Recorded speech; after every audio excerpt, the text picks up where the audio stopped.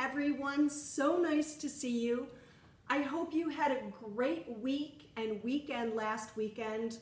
I had a fabulous time in Hawaii, just so relaxing and just a chance to recharge and think up some new ideas for the show. Speaking of new ideas, I want you guys to think about what are some, I know it's summer, what are some summer baking demos you would like to see? I want you to write the show. I want to bring in content that interests you guys. So drop some ideas in the comments below, or if you're watching on the replay, send me a message. Okay, so let's get going. Oh, thank you. Yes, I've definitely got that glow, that's for sure. All right, everyone, we have some great questions today. Fantastic. But we can always use more questions. So if you have more baking questions, drop them in the comments below and we'll just get them, I'll get them answered. All right, are you ready, bakers, for our first question? Our first question comes from our baker, Cyrus. And Cyrus asked about, it's a phenomenal question. He asked, can you add pudding mix to a scratch cake? Well, I went down the rabbit hole, way down the rabbit hole. Can you? Will it work?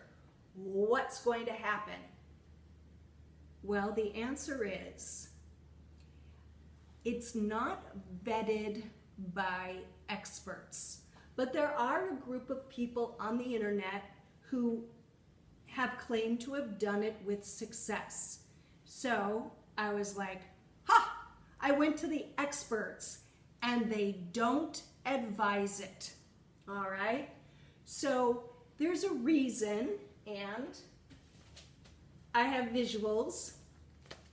I know this is backwards because it's Instagram, but it just makes it so much more fun. So this is a bake-off cookbook, and this is a Pillsbury bake-off cookbook, because I'm fascinated with the bake-off, and I'm fascinated with baking competitions and all of that. So I did some digging, and the whole reason that the home economists that worked in the test kitchens at Pillsbury and Duncan Hines started to add pudding mix to their boxed mixes was because of the bake-off.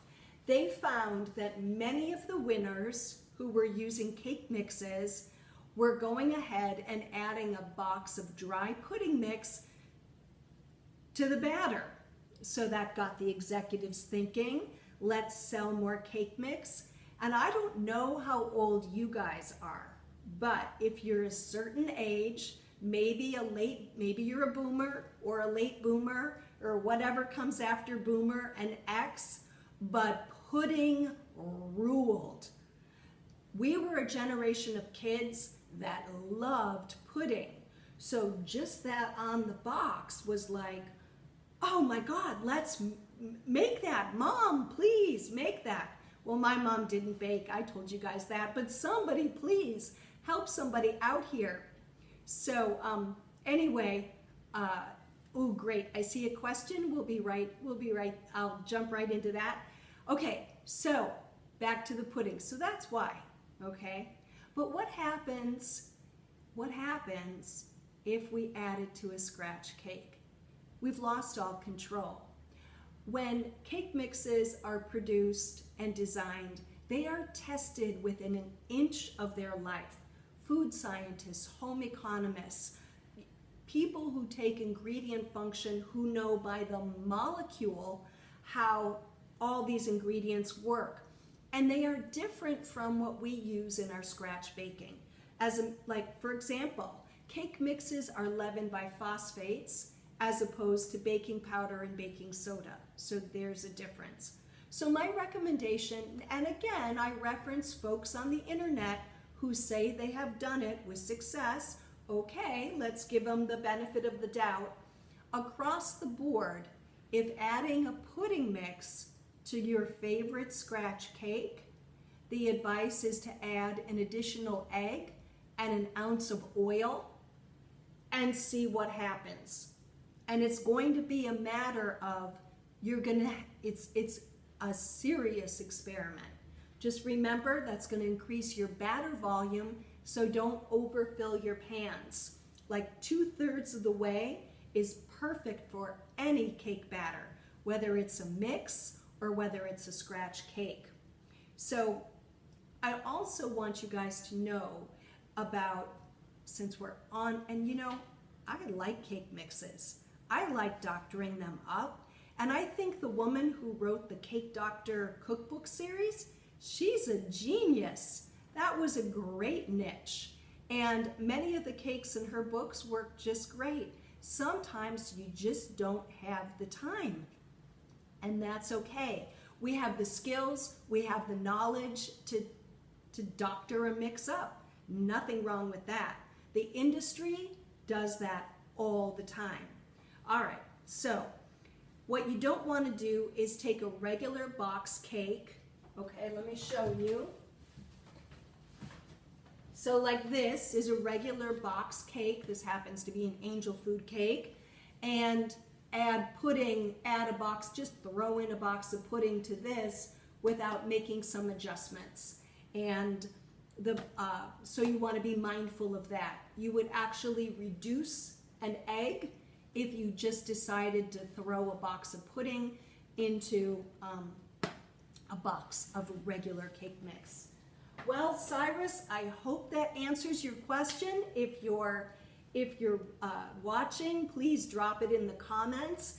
You can give it a try. However, many things are going to be different from using a regular box cake mix with pudding. What I recommend you do is find a doctored recipe, a tried and true, that uses a box cake with pudding, enhance it, embellish it, make it your own, bake it, and enjoy it. All right, so now our next question, I have a live question, so I'm going to take that first. PLZ is asking, I subbed 1/2 AP flour, all-purpose flour, for whole wheat flour for a pizza dough. Should I have increased the water? It's slow proofing in the fridge right now. Oh, I can, and no worries, I can cover questions again. I don't recall, I know I've talked about working with whole wheat flour, but let's cover it again. So yes, your instincts are spot on. Whole wheat flour hydrates a little differently than all-purpose flour and even bread flour. We want to increase the hydration just a little bit. Maybe, you know, I would start, I know we don't measure by volumes. We want to work in like grams. I would have on deck like an ounce, 28 grams of water. And then as you're mixing, I would splash in the first minute and a half of mixing, as it's beginning to clear the side of the bowl. This would be the first time you made it. If it looks dry, then what you're going to do is you're going to add more water, probably all of it, but I would just splash it in, let it mix, and see if it looks like it's getting a little bit softer, a little bit more supple, but that's what you want to do. On average, if I'm converting to whole wheat flour, I will add an extra 28 grams, depending on the amount. If I'm doing a baby recipe to test, of course it would be less. But if I'm doing like a regular 3.5 cup recipe, you know, or using 500 grams of flour as my base, then I'm going to start with an extra 28 grams of water.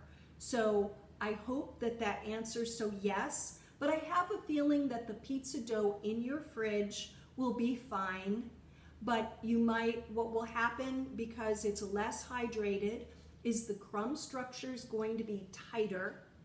So if you want a more open crumb, and you want to use the half whole wheat and the half all-purpose flour, which is a great choice, then you're going to want to add a little bit more hydration next time. And after you nail it with your test, write it down, so the next time you're just going to scale out the correct amount of water. All right? And then Cyrus is in the audience. Welcome, Cyrus. So great. We're just piggybacking like crazy. Cyrus's question: yes and no. Can I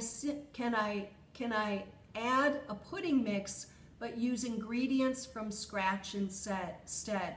I would not recommend it, because when we make scratch pudding, the thickener that we normally reach for is cornstarch, and cornstarch doesn't hydrate the same as the flour that's going to be the cake flour or all-purpose flour that you're using in the recipe.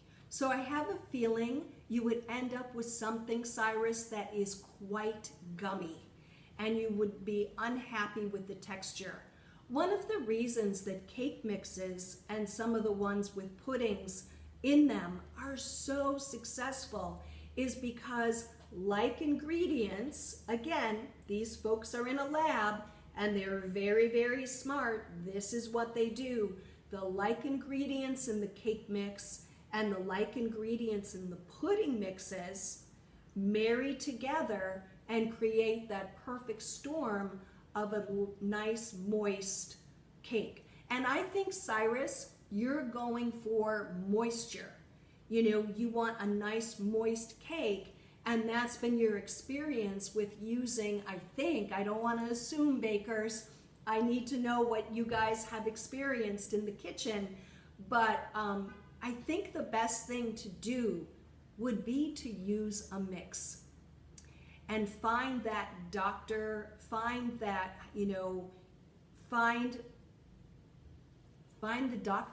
doctoring ingredients, and then just stick with it. And then I have a question. This conversation has spawned a question in my mind. Put it in the comments. How many of you, when you find that perfect recipe, you put a pin in it and you stick to it no matter what? Or are you always on the hunt? And maybe that's the internet. Now that we have so much information flooding our way, it's so tempting to keep up the search. Let me know, okay? Because I'm curious. I have a couple projects in mind, and I'm thinking about you, always, my audience. And would you want a baking book that was based off of master recipes that you could customize, or are you on the hunt? I don't know. Let me know. All right. So the next question that came in was about gelatin, and I'm going to try something kind of wild. I wanted to make, one thing I did in Hawaii was think about how to make the show better. So I'm going to try to add a graphic. And okay, woo, we did it, bakers, super cool. So I wanted to talk about gelatin because a question came in about working with gelatin.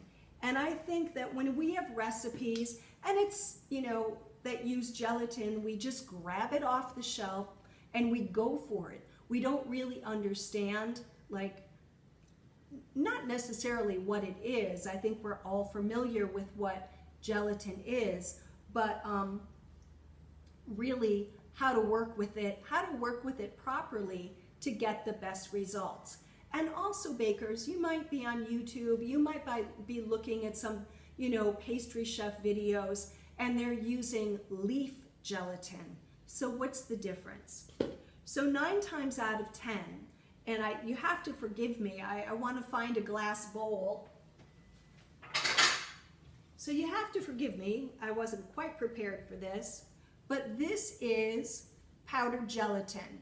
And It's by a company, I've lost the label, which is great, then it won't be backwards on Instagram, but it's regular Knox gelatin from the supermarket.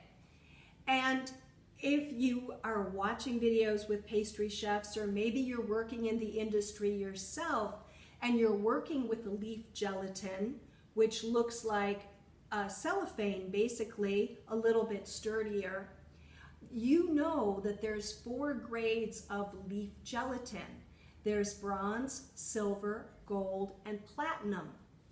Platinum is the strongest, and then bronze is the least strong. I think that sounds, you know what I mean. So here's what I want to share with you about the gelatin. Powdered gelatin is equal to bronze. So if you have powdered gelatin and you want to make a dessert or something, a gelée that's going to hold up tighter and be more sturdy, you're going to increase the amount by 10%. All right? And powdered gelatin needs to be hydrated in 5 times its weight of cold liquid. Doesn't matter what that liquid is, it must be cold 5 times its weight. And it doesn't matter if you're weighing by volume or you're weighing by weight.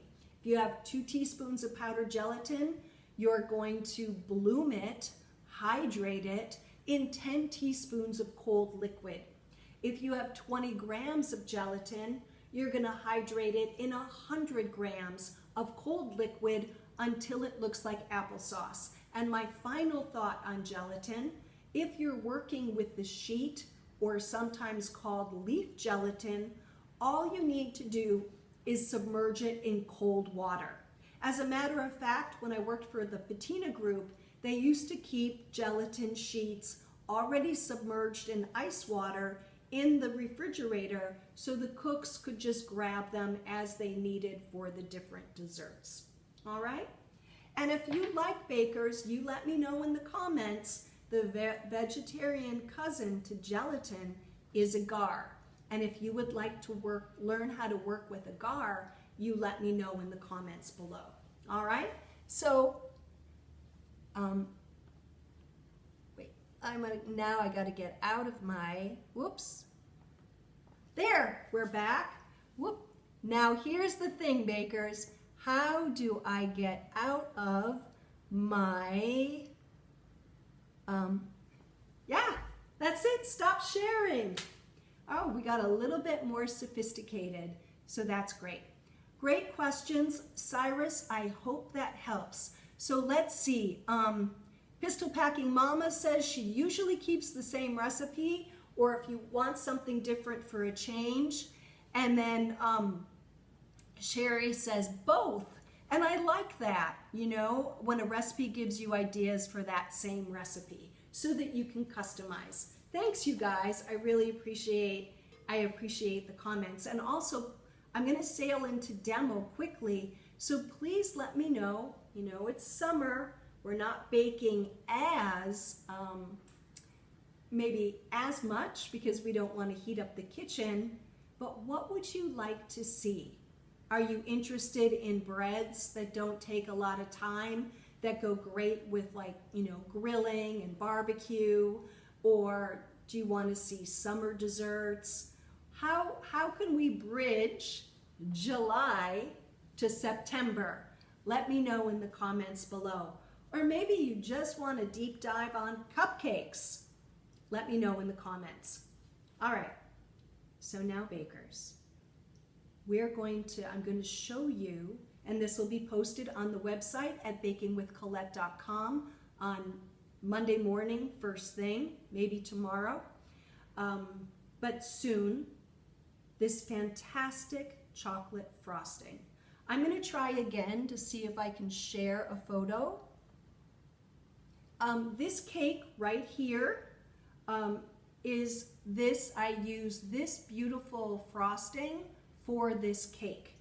And so I want to show you how to make it because it has no egg in it, and It's sturdy, and it really is kind of awesome.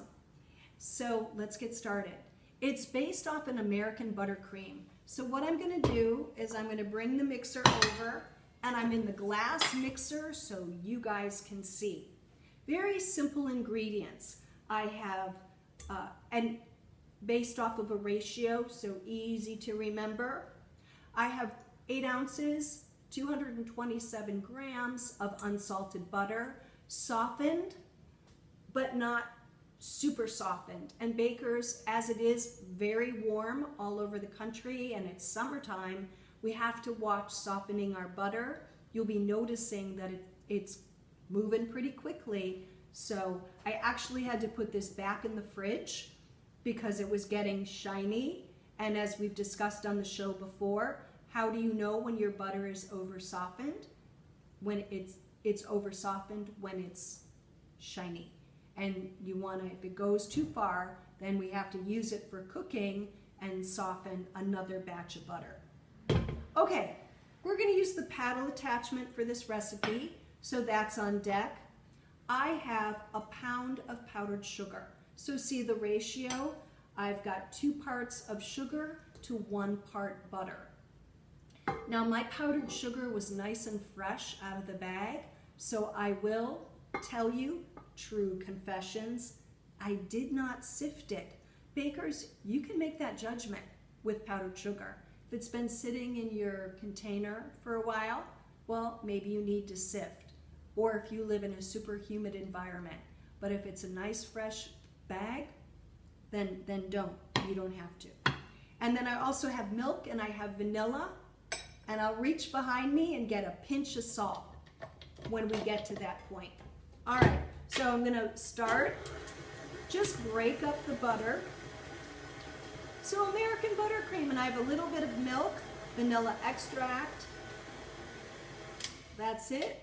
And I'm gonna add half my powdered sugar so I don't get a powdered sugar bath, because that's a drag. And we're gonna start on low speed.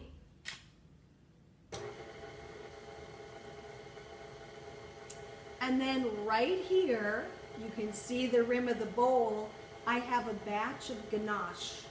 So this is a marriage of American buttercream and ganache. And it's out of this world. I have made this for several people, and they just rave about the buttercream. This is the buttercream that friends and family who always say, I don't like buttercream, adore. Great ideas coming in. Gluten-free cupcakes, tomato galettes, or puff pastry. How about a quick puff pastry? Like not laminating forever and ever and ever, but hot and dirty, quick. Let me know if that sounds good. And then we could do some really beautiful galettes. All right, so that sugar's in. I'm gonna dump the rest. And a teaching moment. Ooh, I wish I had a graphic for that, maybe one day. Teaching moment. We have a lot of buttercream on the paddle, so I gotta get that off because it's just gonna go around and around on the paddle, especially the top. All right, again, low speed. Now, this buttercream, I haven't had a chance but to test more, but I think we can take this to new levels. What about an American buttercream that we add lemon curd to? And maybe a lemon curd where we cut back the sugar a little bit so it's really tart, and then we marry it with this. Or maybe freeze-dried fruit powder. If you guys have ideas, let me know. So good, oh, many votes for quick puff, awesome. So I'm gonna scrape down, you haven't seen me do that yet. I'm gonna scrape down, and we're gonna mix for a minute, and then we're gonna add the ganache. And it is 8 ounces of ganache. Woo, that's loud. So I'm on medium-high speed for a minute, and my ganache is cooled, but it's still liquidy. If you make your ganache ahead, then you're going to either re-warm it over a double boiler, don't let it get hot, or in the microwave, so that it's fluid when it goes into the buttercream. It's got heavy cream, and that heavy cream is going to also whip in the mixer, and that's what makes this just transcendent. Anyway, I have lots of ideas for this, and I want to hear your ideas too. All right, that's good. Okay, so now, again, 8 ounces of prepared and cooled ganache that is fluid, but not warm. Because if it's warm, you guys know what's gonna happen. It's gonna melt the butter, and we're gonna have a mess. This is not the spatula to use, it's just kind of comical. Okay, all right, get this. I really do want to use all of this. Okay.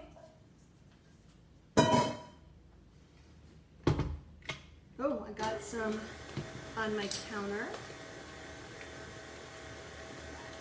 And what kind of chocolate am I using for the ganache? If you have a Trader Joe's close by, or you shop at Trader Joe's, the Pound Plus with nothing in it is great. And also the Baker's, 56%. These are supermarket chocolates, easy to find, they work great. And I didn't have any to show you, but also the Ghirardelli, 60%. I'm always going on about that. So I have to show you this. It's so beautiful, it's not even funny. You know how, and not to throw shade at Italian buttercream or Swiss buttercream, they all, or French buttercream, God, how could I forget? They all have their place, but it's summer, and we need a buttercream that's delicious, not too sweet and sturdy. And so with keeping the sugar syrup out, keeping the eggs out, we have a little bit more of a chance. So Baker's, whoa, well, I didn't mean to do that. Look at that texture. Isn't that just gorgeous? So I'm gonna scrape down, and then I'm gonna mix for another minute, and it's gonna go in a bowl, and it's gonna go in the refrigerator for about a half hour to kind of set up a little bit. Then you're ready to rock. And I have a cake already masked, so the last thing I want to show you, unless you want to wait until next week, is I will show you how to do a drip. Let me know if you want to see a drip or if you want to wait till next week. Put it in the comments. I love these comments today. They're so active.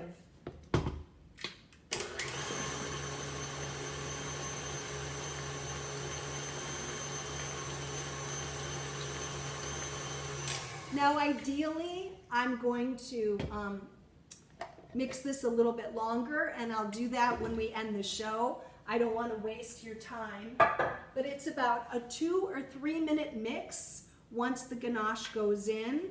And oops, look at me, talking so much, I forgot my milk and vanilla. Well, that was silly. That's all right. We're just going to put it back on the mixer, and I'll keep talking. Cyrus says he wants to see the drip. BB Cab wants to see the drip. You got it.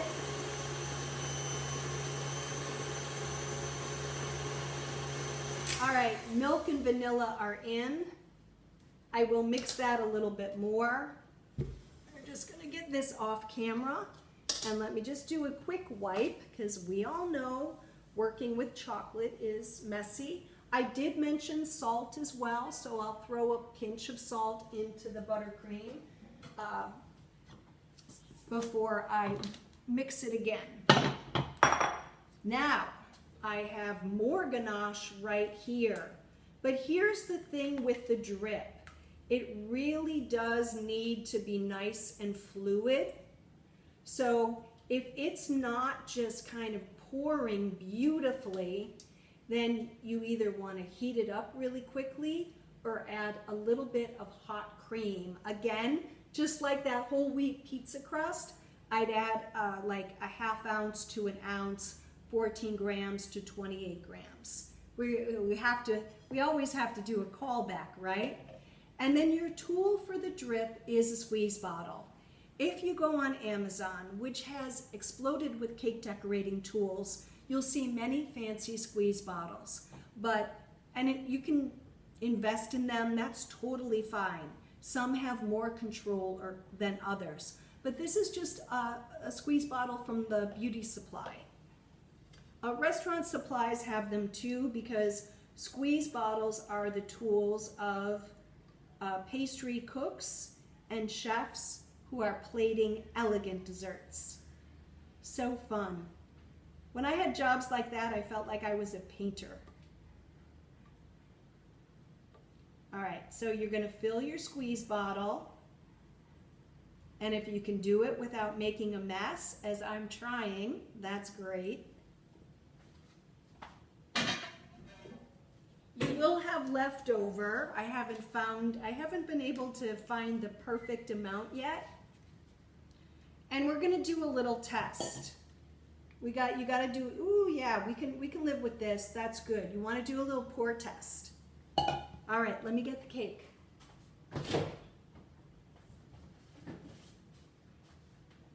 So this is a little 6-inch cake, and true confessions is that my second true confession. This is a mix. Work has been really busy, so I used a box.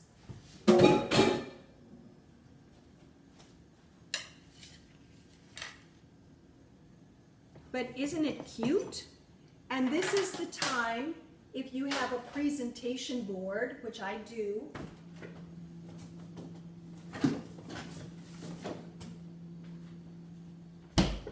I do keep them in the freezer. If I've used them and then, the party's over and they're still in good condition, I wipe them down. Now there still might be something left on them and I don't want them to get funky, so I stick them in the side of the freezer. You could try that too. We'll keep less, keep things out of the landfill. I don't know if any of you saw my post from Wednesday, but in Hawaii, there are no plastic bags.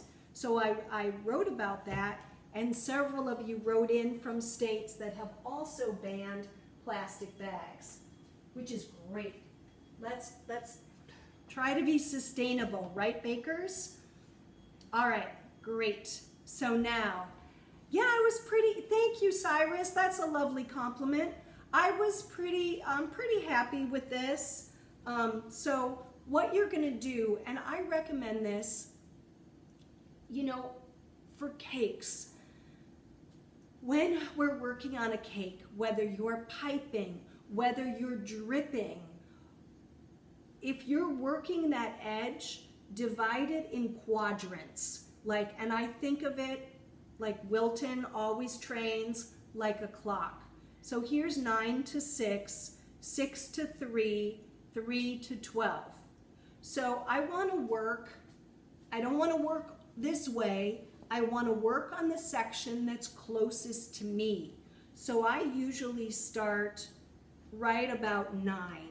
And we tested, we know we've got good flow, and you are just right off the edge. Get your edge first, just let it go.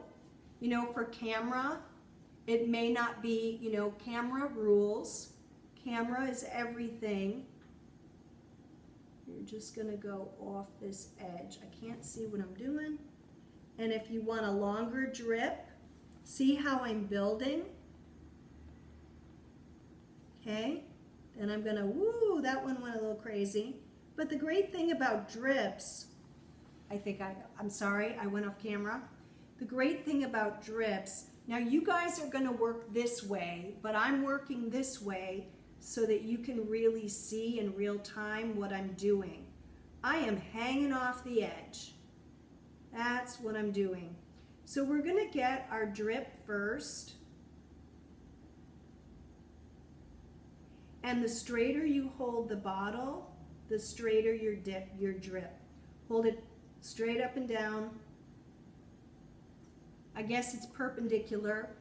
And for drips, you can use caramel, you can use white chocolate ganache. Like, there's so many things you can do with a drip. And here, I want to show you how to correct too. So I was yammering away like I do, and I didn't get a nice drip on this side, but I'm just going to build it off the edge like that. Okay?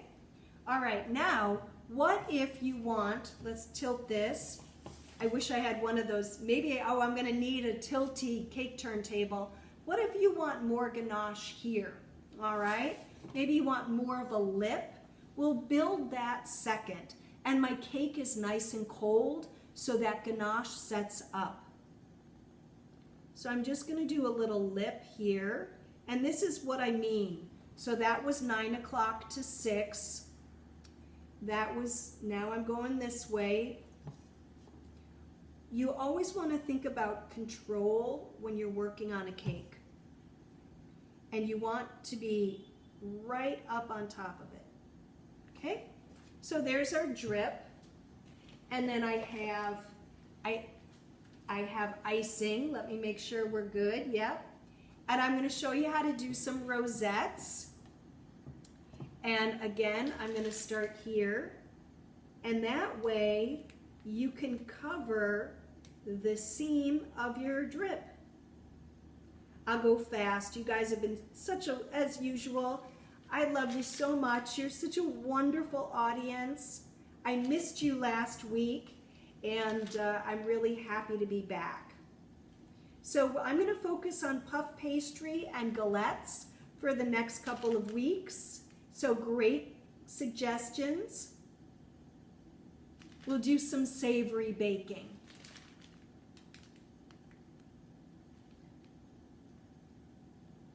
All right, there we go.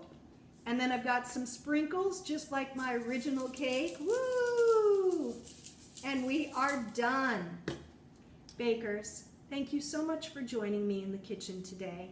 As I said, I'll have this recipe up on the website at bakingwithcolette.com first thing Monday morning. Any questions that come up through the week, let me know. I'm here to help. My goal in life is to make your baking life better. And then please join me next week for another episode of The Dough Doctor. Bye, guys.